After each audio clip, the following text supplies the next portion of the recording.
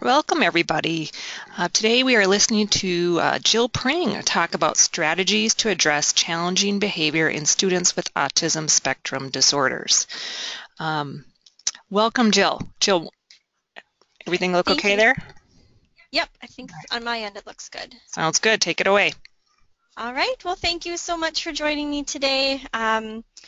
This is my first ever webinar, so please bear with me if I stumble through a little bit. I'm so used to actually seeing people when I talk to them. This is a little bit different, so it'll take me a little while, I think, to get used to. So kind of our goal for today is I'm not planning on talking much about why students with ASD have such challenging behaviors.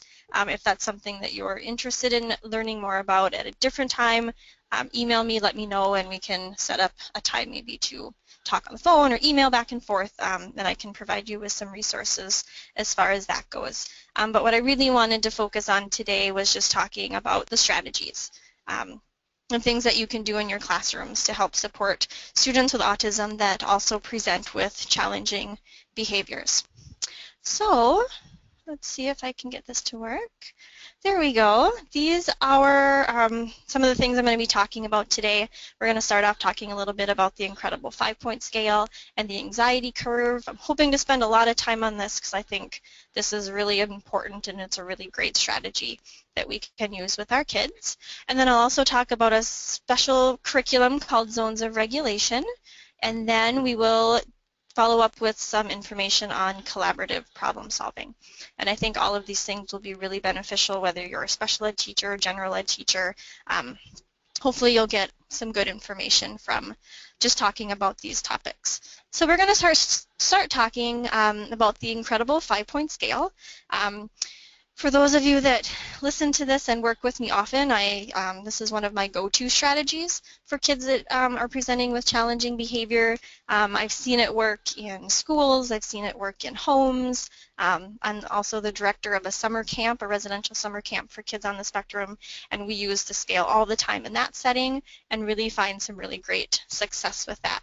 But the 5-point scale was developed by Carrie Dunbaron and Mitzi Curtis, both Minnesota educators actually. I believe they're both special education teachers that taught down in the metro area. I do believe they are both retired, but continue. I know Carrie continues to speak nationally and internationally on the 5-point scale and just on autism in general. She is an amazing resource, and we are really lucky to have a Minnesota person have such great information to share. So talking a little bit about just what the 5-point scale is, it's a visual representation of social behaviors, emotions, abstract ideas. It really does a nice job of breaking down social and emotional concepts into really concrete terms. A lot of our students on the spectrum are really concrete thinkers and concrete learners, so having this concrete visual way of breaking down difficult concepts is really effective with our students on the spectrum.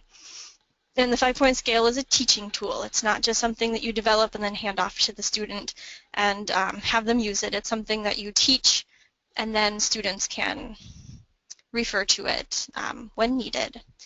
So as far as designing a 5-point scale, there's a few steps to consider. First, you want to kind of identify either the behavior, whether it's self-regulation, understanding emotions, whether it's a social skill, like a complex social skill that you think the student needs to have broken down a little more concretely for them. So you identify the behavior, the emotion, whatever you're going to target, and then the second step would be to complete a task analysis. You as the adult want to kind of break that concept down, and sometimes that can be really tough, and I have an example to show you where it was a little tougher to figure out just kind of how to word things, but being as specific and concrete as you can is going to be really helpful. And then with help from the student, you want to assign labels, and it's really important to try and use the student's words versus your words. If they're the student's words, they often will take a little more ownership, and it just kind of makes more sense to them than if you put the words there. And I'll show you some some examples. And again, the 5-point scale is tailored to the specific situation or the behavior. You can Google the 5-point scale and you can find lots of examples. Sometimes I will, if I'm looking for a 5-point scale on a specific skill, I'll Google it first. You can go to Google Images and just type in 5-point scale and it'll come up with lots of examples of what people have done and posted on the internet. So I'll often take that and use that as kind of a guide and just adjust it as needed so that it kind of meets and targets the behavior that you're looking at. So once you've created the scale, it should be initially used in one-to-one instructional session. Again, it's not something you're going to just create on your own, give to the student and kind of expect them to use it. You want to teach it and teach so they have the understanding of the scale and they have a clear understanding of each level of the scale. And then when you feel that the student has a really good handle on it, and you've decided how you're going to use the scale, then it can be incorporated into the general education classroom, home. I have a lot of parents that use 5-point scales and have used similar ones. I actually have a parent that's using it at home and is going to send it in to us so that we can use kind of the same language and same vocabulary so that it's more consistent for the student. So there's a lot of ways that you can use a 5-point scale, because that it can be used in a variety of settings: home, school, the playground, the lunchroom, community settings. A lot of parents will use a scale when they go into Barnes & Noble and kind of break down the expectations for students there. So it really can be used in a variety of places.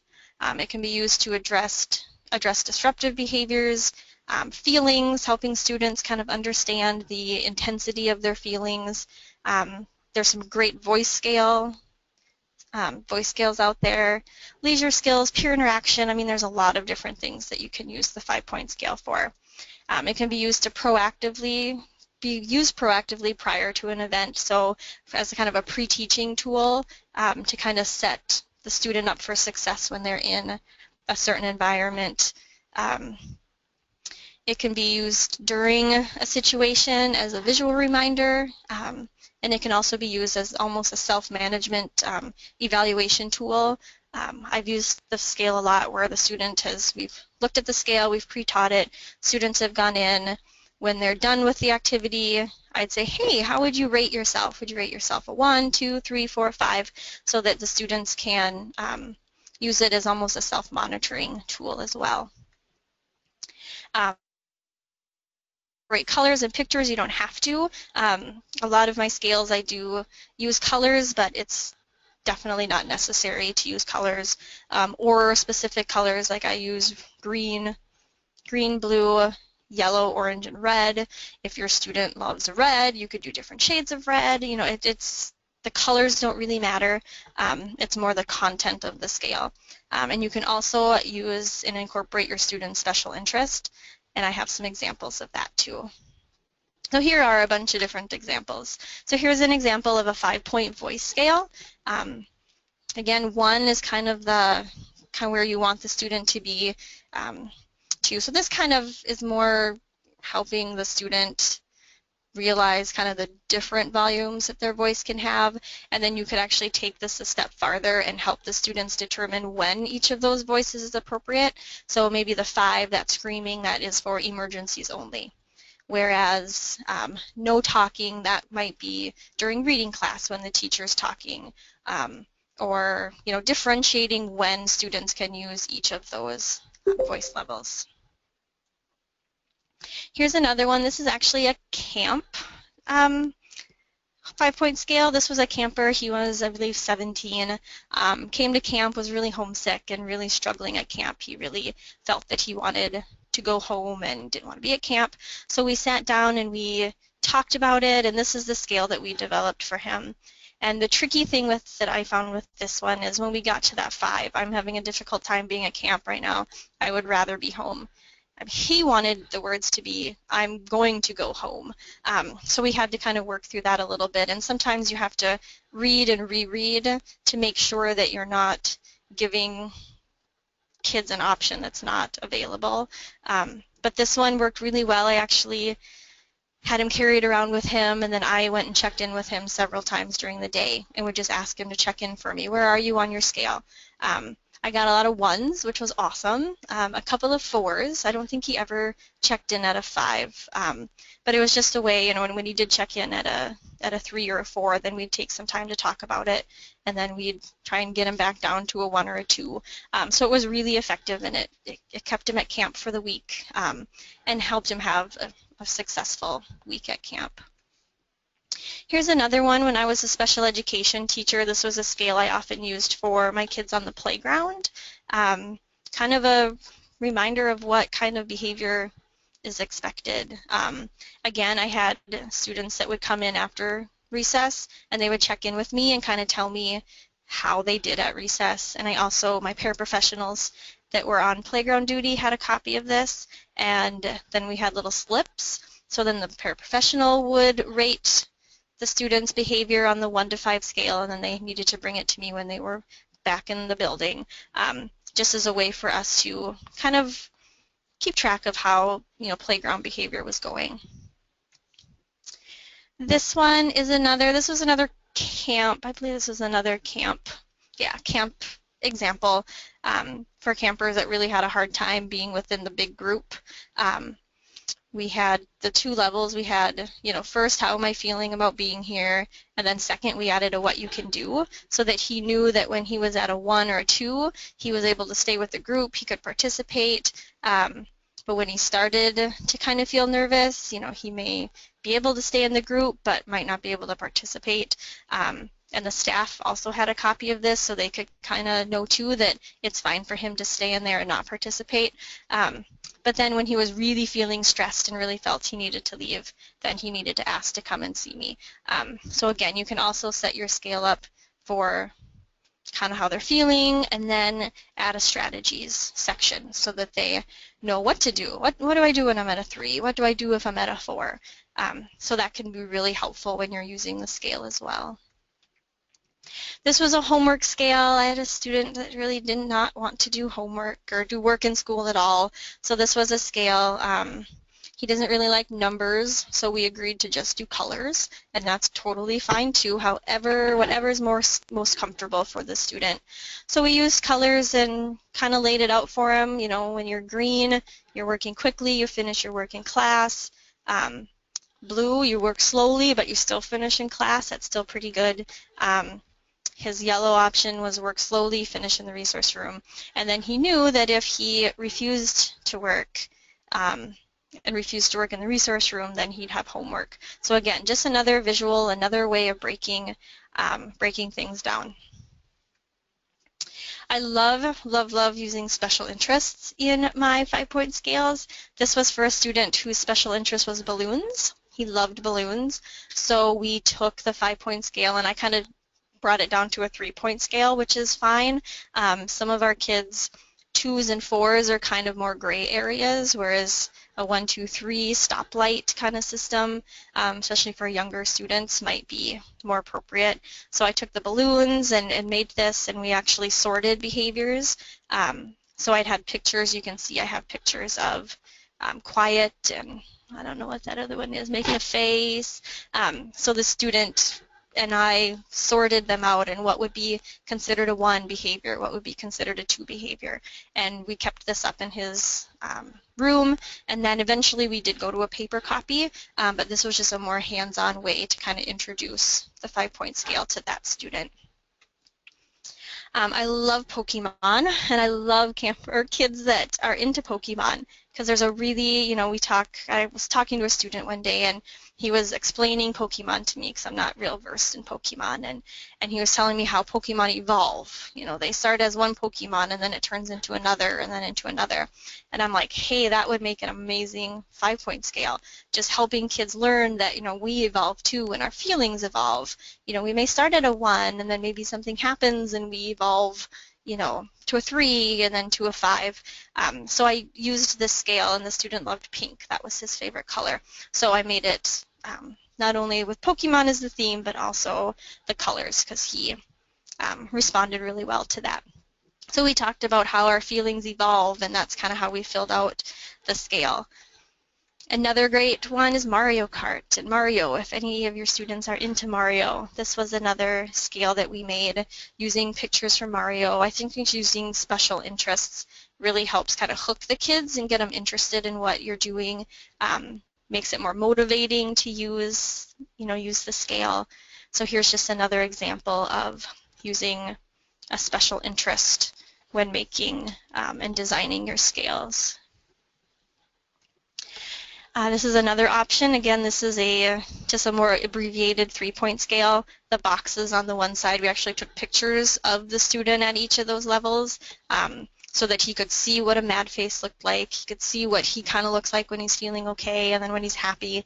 And then that was posted in his general ed classroom and his special ed classroom as a visual reminder as well. There's a lot of other ways that you can use the 5-point scale. I love those really inexpensive plastic frames that you can buy at Walmart.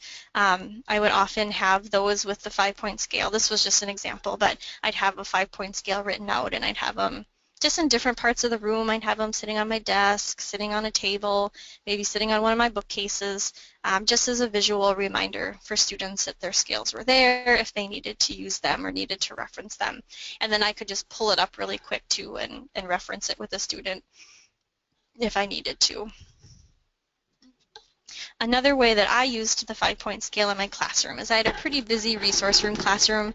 I had a lot of paraprofessionals, I had a lot of kids in and out, and what I was finding was just there were so many people and so much commotion, and it was really hard for me to get kids to focus on academic instruction or social skills when there were maybe other things going on in different parts of the room. So what I did is I made a set of cards, and I only used 1, 2, 3 because those were the only voices that I told the kids were appropriate to use in my classroom. And I had a set of these cards at each area of the classroom. So there was one in the computer section, one in my teaching section, one at the in the quiet break area. So each section of my classroom had a set of these, and I had Velcro on the back and then Velcro on the table. And then so I would make sure that the paraprofessional, if she's working one-to-one with a student at a table, why don't you put the whisper card out so the student knows that you need to whisper so that I can use my 3 voice when I'm talking and doing my instruction. And it was actually really helpful for the adults too, because the adults could kind of, we use this to kind of for them to kind of self-monitor their own voices too, so that they were, using a whisper voice with students while I was trying to teach. So it really did kind of help with my classroom management system too, just so that all the adults and all the kids were really on the same page with kind of what I expected. Here's another example of a different way that you can use the scale. We have kind of feelings within feelings, just because we can say we're scared, there's different levels of scared. For some kids, it's helpful to break the feelings down a little more specific, so this was just something that I used, and the students took full responsibility, and we talked about it, and they actually set it up how they were feeling. Then it also kind of helps give them some more vocabulary to use. Sometimes it's hard for kids to communicate what they're feeling, but this was just another visual representation of that and a visual support that they could use when they were kind of stuck trying to explain what they were feeling. So here are some references. There's a lot of books on the 5-point scale.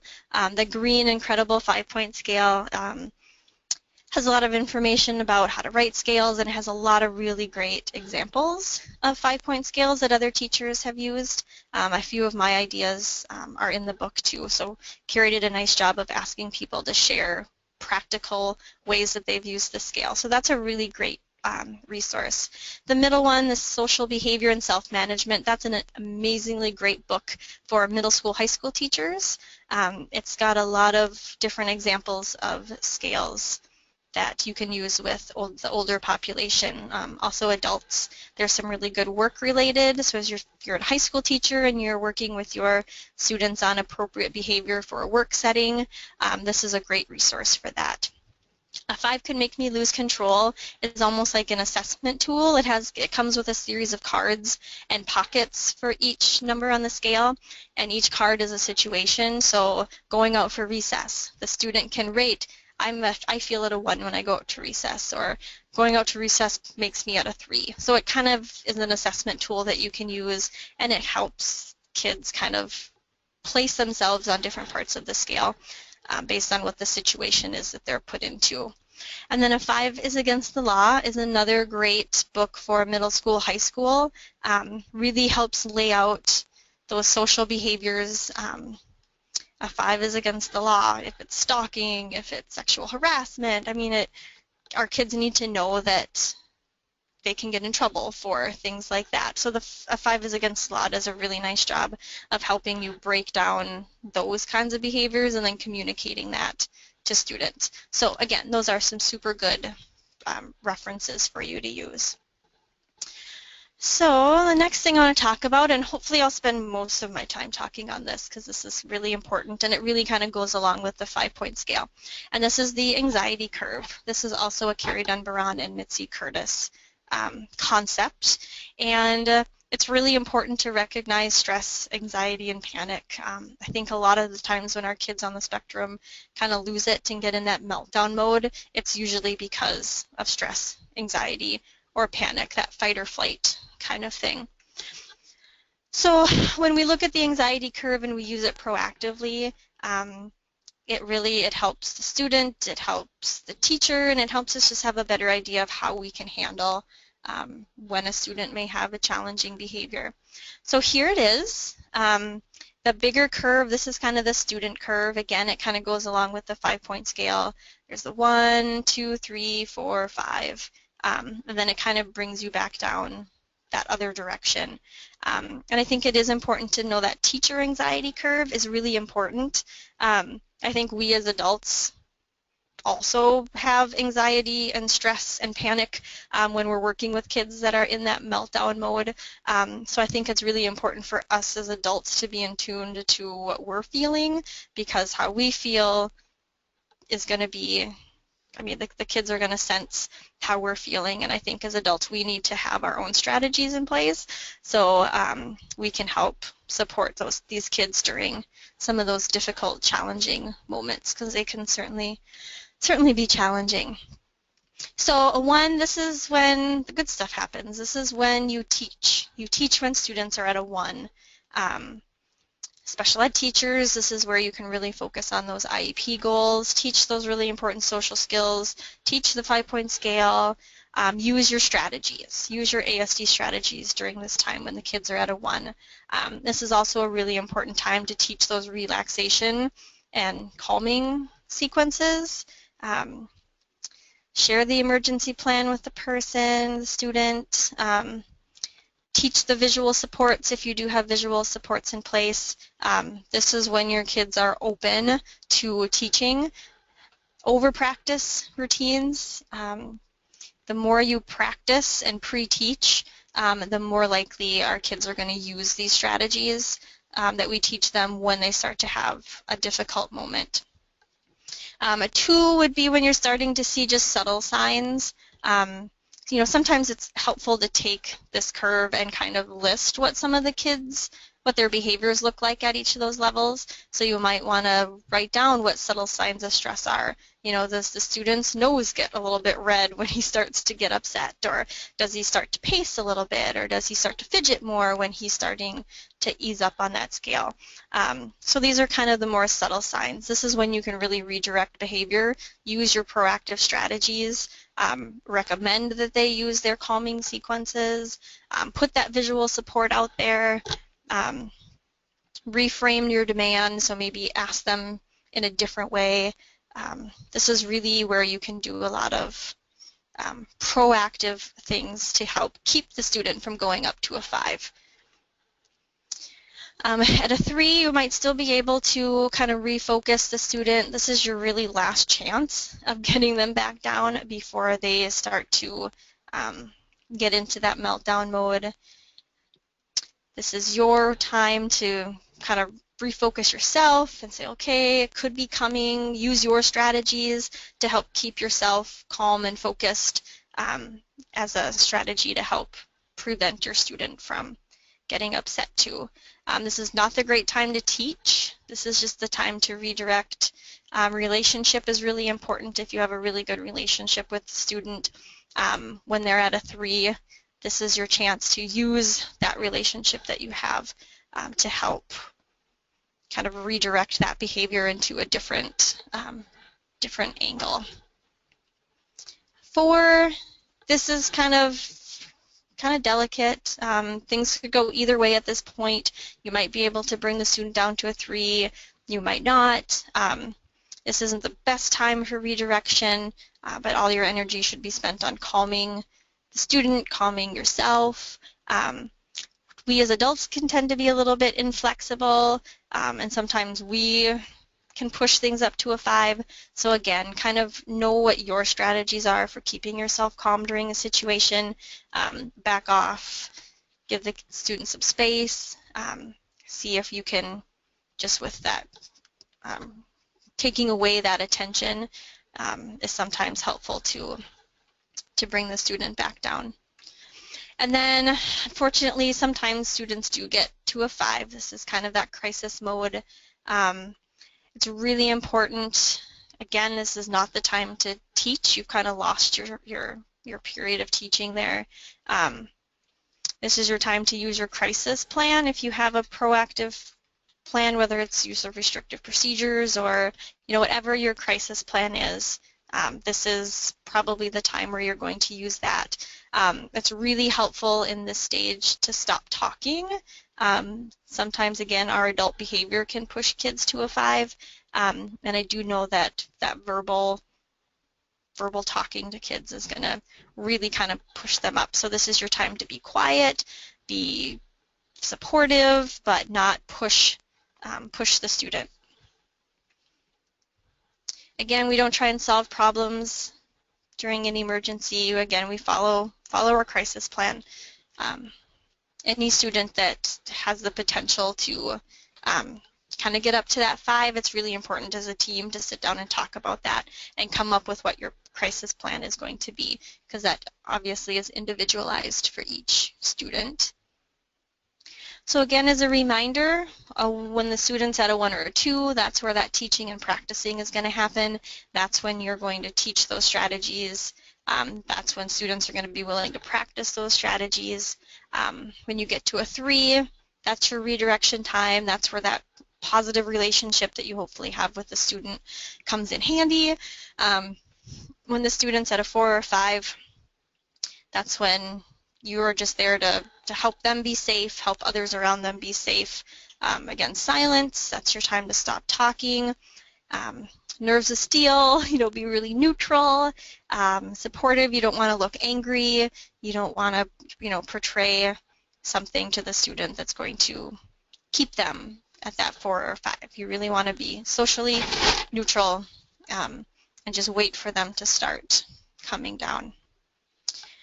Okay, so now we will move on and just talk about a specific curriculum that I really enjoy using. It's called the Zones of Regulation. I just looked it up on Amazon. You can purchase it for about $44 on Amazon. It was written by Leah Kuipers, who is an occupational therapist. I believe she wrote it as part of her master's program. It's an amazing curriculum. It also has a few apps, so if you have students that enjoy using iPads, there are at least 2 games that go along with the Zones of Regulation curriculum that you can use to supplement the curriculum. So the zones cover sensory processing. It addresses a lot of sensory needs that our students have. It helps them understand what kind of supports they need to feel regulated. A lot of the curriculum is about kind of exploring strategies. It also kind of hits on the executive function. We know that students on the spectrum have some executive function difficulties as related to self-regulation, being able to make good decisions during times of stress. So the zones does provide some strategies for that as well. And then controlling emotions, again, kind of with that self-regulation. So there's a lot of skills that can be taught and concepts taught using the zones of regulation. These are the major areas that this curriculum covers. And here is kind of how the zones are laid out. Again, they're zones, so there's the blue zone, green zone, yellow zone, and red zone. Again, this is very similar to the 5-point scale, and it's extremely concrete. It really just breaks things down really well for students on the spectrum. Gives them some words to use. It gives them, they can either say, I'm in the blue zone, I'm in the red zone. It's really an easy way to break it down. So in the red zone, that's kind of those extremely heightened states. This is kind of the 5 on the 5-point scale. The person is described as out of control. The yellow zone is also used to describe heightened state of alertness. Not quite out of control. Students still have a little bit of control. The green zone, that's kind of where we want kids to be. We want our kids to be in the green zone at all times. But the nice thing about the curriculum is it also talks about that there are appropriate times for you to be in different zones. Like there's appropriate times for you to be excited and be in the yellow zone. And there's certainly situations where you might become sad or you're sick. So it's really nice at kind of walking kids through that it's okay to be in the blue zone, it's okay to be in the yellow zone, but here are some strategies that you can use. Let's explore some strategies to help you kind of get back into that green zone. We also use the zones of regulation a little bit at camp. We have green zones set up in different areas of camp where kids can go, or we have a lot of different strategies and different things. And we've seen a lot of success with using those green zones. And then there's that blue zone. That's kind of the low states of alertness when somebody's sad, sick, tired, bored. I love the vocabulary that the zones of regulation uses. One of the things that I find really helpful for kids with challenging behavior is for all of the adults to be on the same page as far as vocabulary that they use. And the zones does a really nice job of providing that vocabulary for adults and then teaching that vocabulary to the students. Through this curriculum, the students actually develop a toolbox. So they have blue zone tools. So when they're sad, sick, lonely, bored, here are your tools that you can use to help you get back into the green zone. And here are your yellow zone tools, and here are your red zone tools. And it really provides a lot of opportunity for kids to explore what works for them, because we know that what works for one student doesn't necessarily work for the other. And the nice thing is you can differentiate, and each student has their own individualized toolbox of strategies to use. Okay, so there's the zones of regulation curriculum. The other thing I wanted to talk about is calming routines.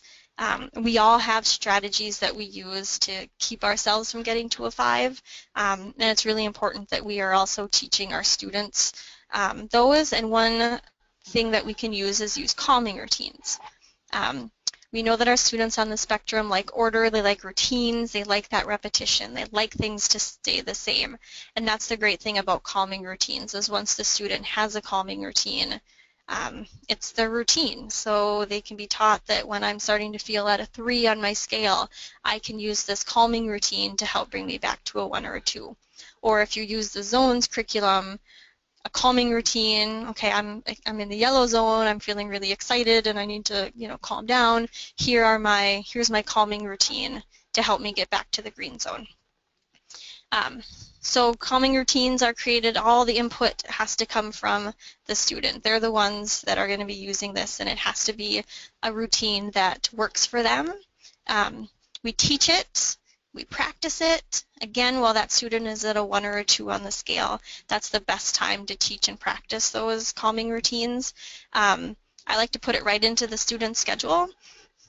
So you're going to have circle time, and then you're going to have snack time, and then reading, and then let's do your calming routine. And it can be built right into the student's schedule, so there's that proactive practice, so you don't have to say, oh shoot, we forgot to practice that routine today. Put it right into the student's schedule, and then have them do it according to what your schedule says. So again, each student's calming routine is going to be very different. Remember that it needs to work for them, not for you. For high school kids, it might be listening to music. They might need 5 minutes of time just to be by themselves to listen to music, or whether it's journaling or it's yoga, whatever that might be. A lot of calming routines do include yoga, deep breathing, physical exercise. I know a student whose calming routine is swinging on the playground, so he'll go out onto the playground and he'll swing, and that's kind of his way of decompressing midday before going back into the classroom for the rest of the day. It works for him, it works for the rest of us, so we let him do it. So here's a couple examples of different calming routines. The one in the upper right with the blue around it, that's more of almost a script, kind of helping give kids the words to say. And then there's a few calm down routines there too. A lot of kids really benefit from yoga, or we call it stretching sometimes. Our campers at camp this is part of our camp routine. Every morning when the students get up or campers get up and they're ready for breakfast, before they go to breakfast, they do this yoga routine just to kind of help get them centered and get them ready for the day. Okay, the last thing, I'm going to check time. We're doing pretty good on time. So the last thing I wanted to talk about is collaborative problem solving. This is a concept kind of developed by Ross Green. I was actually able to see Ross Green for a few days, a few summers ago. He did a workshop here in Minnesota about his collaborative problem solving, and it's really, really good stuff. This is actually a picture of his book, The Explosive Child. He also has several other books. I do believe I have the link in here for his website. His website has really great videos and handouts and information about his collaborative problem-solving approach. So what Ross Green really stresses is our attitude, so the adult attitude towards challenging behavior. And it's kind of a kids do well if they want to versus kids do well if they can. And I think this is the mindset that we need to take. You know, I think if our kids had the skills to do well, they would. They don't purposely come to school to have meltdowns all day or to challenge, you know, authority. They definitely, it's not a want to, it's a they can do well if they can, if they have the skills they need to do well. So that's kind of where the assessment of lagging skills and unsolved problems, or the ALSUP, comes in. I believe that was in the email that was sent out to you along with the handout. There were quite a few different things that I wanted to include for you, and this is one of them. This is just a nice tool for teams that kind of guides you as far as identifying those skills that the student doesn't have that can lead to challenging behavior. It kind of helps you prioritize, you know, what skills does the student need to improve behavior and to reduce the amount of challenging behavior. It's just a really nice tool for teams to kind of help put behavior into perspective. And kind of help you decide how, you know, what direction you want to go as far as interventions. He's got 3 plans. He has Plan A, Plan B, and Plan C. Plan A is never going to work. That's having someone impose their will on you. It's my way or the highway. That's kind of that inflexible adult coming at an inflexible student, 2 inflexible people. It's not going to work. So Plan A is never a good idea. It's not ever going to work for you. Plan B is really what collaborative problem solving is all about. It's adults and kids working together to solve problems. Actually, the summer that I went and heard Ross Green talk about this, right after that I went to camp, and there was a camper who refused to do his chores. We always have a little chore time after work. We call it cabin cleanup. And each camper has a job, and then each day we kind of rotate through the jobs. Well, this camper was not doing it. He's not doing his chore. He's not cleaning anything. Staff was getting really frustrated, and they were finding that they were getting themselves into arguments with this camper overdoing his work. The other campers were getting upset because why do we have to do our cabin cleanup and he doesn't have to do his? So it kind of it kind of turned into almost a power struggle with him. So being that I had just gone to this collaborative problem solving training, I'm like, oh, I'm going to use this and see what happens. So I met with the student and I just said, hey, I heard you're not doing your cabin cleanup. What's up with that? And then you just kind of leave it open and you wait to get information from the student about what the issue is. Sometimes it takes a while, like it took me a little while to get him to talk to me a little bit. And what we ended up finding out is he is scared to death of germs, and he was really scared to do his chore in the cabin because he did not want to be subjected to germs. So I'm like, okay, I get that, and then the next step is then to work with the student to come up with a better plan. So what we ended up doing is I took the list of chores in the cabin and I said, okay, well, I hear that you are scared of being exposed to germs. I get that you don't want to clean the toilet. I said, let's look at this list, and is there anything on this chore list that you would be comfortable doing? And he looked at it and he said, well, I could do that one and I could do that one.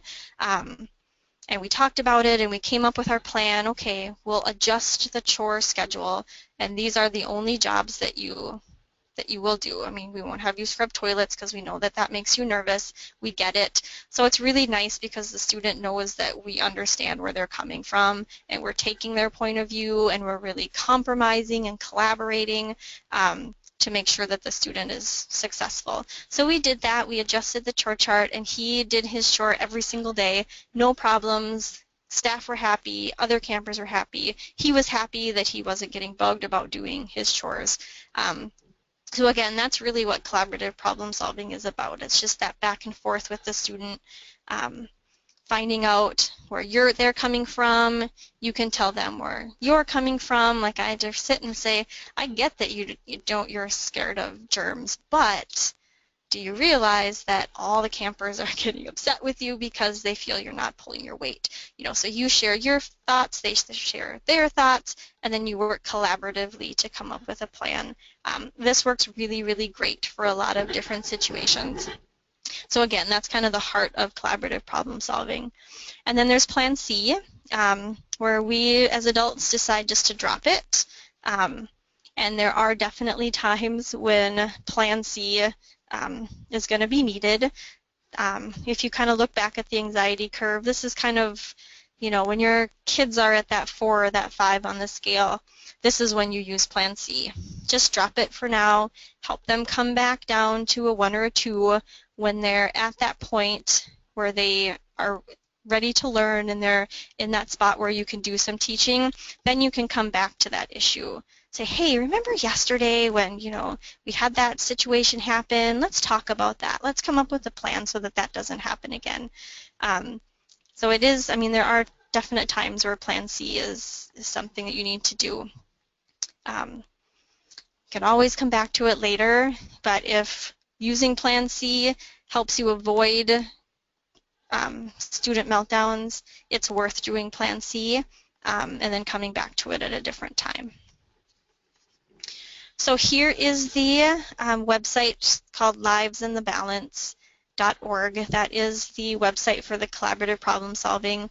Again, he has some really great videos where he really goes in depth into the collaborative problem solving concept, and he talks a lot about behavior and why they're challenging and how we as adults can work with students to help keep challenging situations from happening. He also has some videos of like Plan B, so it's a student and a teacher and there's some kind of situation, so there are videos that you can watch where you can kind of see Plan B in action, and I found those really helpful. I watch them every once in a while to kind of brush up on the collaborative problem solving approach, but there are some really good resources on this website, so I would encourage you to check that out. So I talked really fast, so I'm done. Do we have any questions?